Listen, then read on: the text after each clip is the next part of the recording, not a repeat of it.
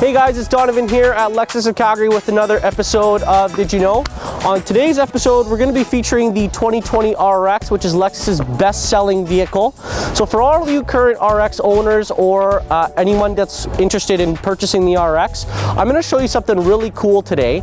Calgary residents are going to be more in touch with this, but a lot of people like to go to the mountains, like to go on a little drive out there, and it is ski season right now. So one thing, if you have to load your skis into the back of the car, is if you look in the back here of the RX, you have your center back seat that's able to fold by this little knob at the top here, and you just pull back on that and push it forward, and it opens up that bit of room there.